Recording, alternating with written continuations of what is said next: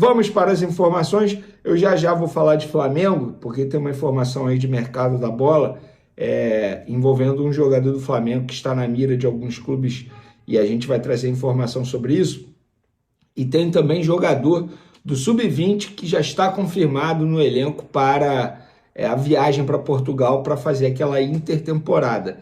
Eu acho que você, rubro-negro do outro lado que está me assistindo agora, vai gostar. Mas deixa eu só dar uma pincelada aqui na seleção brasileira, porque é o seguinte, galera. A seleção brasileira venceu por 3-0 o Haiti. Eu, inclusive, acertei o placar. Para variar.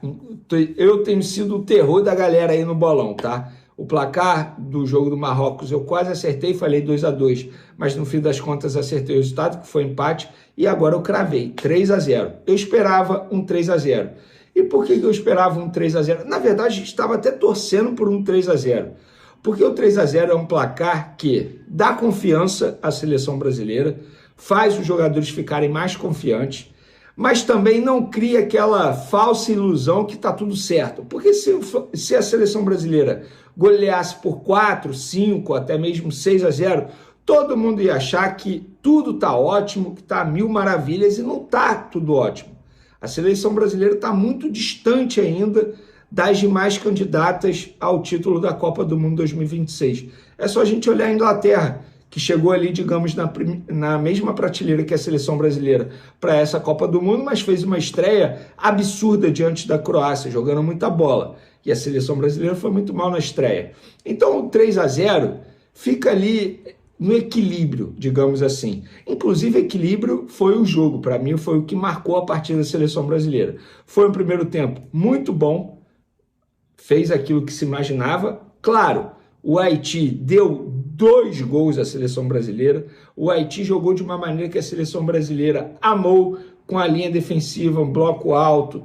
Duvido a Escócia, por exemplo, próximo adversário da seleção brasileira, jogar dessa maneira contra a equipe de Carlo Ancelotti, mas, diante do adversário, a seleção tirou proveito. Inclusive, méritos ao Ancelotti, que enxergou que o Matheus Cunha tem que ser titular nessa equipe. Eu gostei demais da movimentação do Matheus Cunha, porque ele não ficou como centroavante, tal como o Igor Thiago ficou contra o Marrocos. Ele toda hora se movimentava no meio e fazia uma triangulação pelo lado esquerdo ou fazia uma triangulação pelo lado direito. Inclusive, foi assim que saiu o gol do Rafinha anulado, mas o Rafinha estava impedido ali. Então, gostei demais da atuação do Matheus Cunha. Gostei demais da forma como ele botou o meio de campo. Ele deixou o Casemiro na frente da zaga e adiantou o Lucas Paquetá e Bruno Guimarães. Ou seja, um homem como volante, os 2 avançados ali fazendo a movimentação. Lembrando que Bruno Guimarães e Lucas Paquetá se conhecem há muito tempo, que eles jogaram juntos no futebol francês com a camisa do Lyon. E o Vinícius Júnior, para mim, foi novamente o grande destaque, chamando a responsabilidade. Ele participou dos 3 gols da seleção brasileira. E jogando bola, chegando perto daquele Vinícius Júnior que a gente sabe que pode ser, que inclusive ele é com a camisa do Real Madrid. Por falar nisso, nos 4 gols da seleção brasileira na Copa do Mundo, o Vinícius Júnior participou dos 4. E aí, gente? Na hora de marretar o cara de crítica, vocês fazem. E agora, não vão elogiar? Porque eu não estou vendo a imprensa. E eu vou falar por mim. Eu faço questão de elogiar o Vinícius Júnior. Pode não ser ainda aquele Vinícius Júnior que a gente conhece, mas pelo menos está batendo no peito e chamando a responsabilidade. Algo que muita gente pedia nele. O tal protagonismo, ele está pedindo.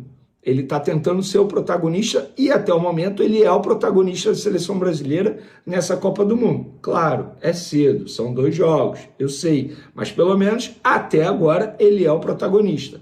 Bem longe do Rafinha, que saiu com dores musculares, mas enquanto esteve em campo, longe de chamar o protagonismo. Longe. Eu estou falando do Rafinha, porque o Rafinha, na semana passada, em entrevista coletiva, se disse chateado porque o povo brasileiro não valoriza como as pessoas na Europa. Claro, Rafinha.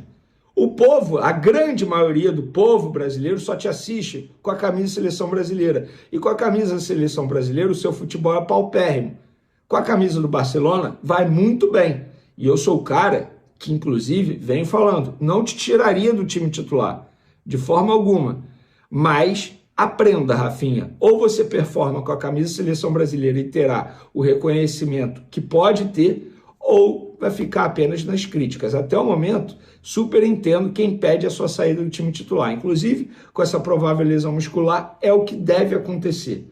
A ver quem o Ancelotti vai colocá-lo na vaga, vai colocar na vaga do Rafinha, caso se confirme essa lesão muscular e o Rafinha não fique à disposição contra a Escócia. Inclusive, a CBF até emitiu um comunicado oficial sobre isso, e eu vou ler aqui sobre a questão do Rafinha, ó. Prezados, boa noite. O atacante Rafinha sentiu dores no músculo posterior da coxa direita no primeiro tempo da partida contra o Haiti. O jogador iniciou o tratamento e será reavaliado. Quando tivermos mais informações, avisaremos. Então fica aí a informação em relação ao Rafinha. E aí, o que vocês acharam? Eu gostei da atuação no Paquetá. Eu acho que assim, é o copo meio cheio e meio vazio. Primeiro tempo foi bom, segundo tempo foi muito mal. Inclusive no segundo tempo, a seleção brasileira finalizou apenas 2 vezes, enquanto o Haiti finalizou 7. E o jogo contra a Escócia vai ser muito difícil. Eu vi o jogo da Escócia contra o Marrocos. O Marrocos fez um gol logo no começo, o gol mais rápido na Copa do Mundo 2026 até o momento. E aí eu achei que a Escócia fosse sair mais pro jogo. Nananina não. Eles ficaram presos, continuaram presos na linha defensiva com 5, inclusive dificultou a vida do Marrocos. O Marrocos só venceu por 1-0.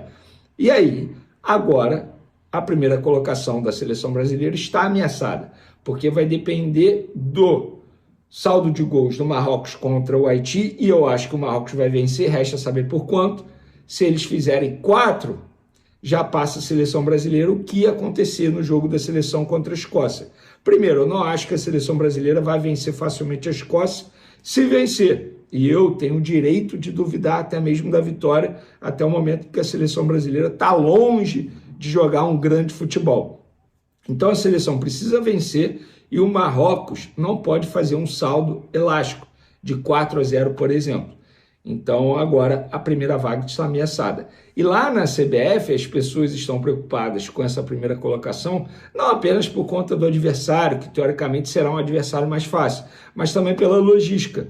Porque se a seleção brasileira ficar em segundo colocado, o jogo será no México, vai mudar toda a logística, eles tinham se planejado para uma situação, vai mudar tudo, vai complicar a vida de geral, inclusive dos jornalistas, que estão lá acompanhando a seleção brasileira, questão de visto, logística extremamente complicada.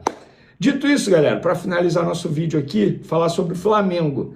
Por quê? Vamos lá. O Daniel Thuram, zagueiro, 17 anos, destaque da categoria de base do Flamengo. O que aconteceu no treino de ontem? Ontem, na reapresentação do elenco profissional, o treino começou e o Daniel Thuram estava treinando com o Sub-17 para o jogo de hoje.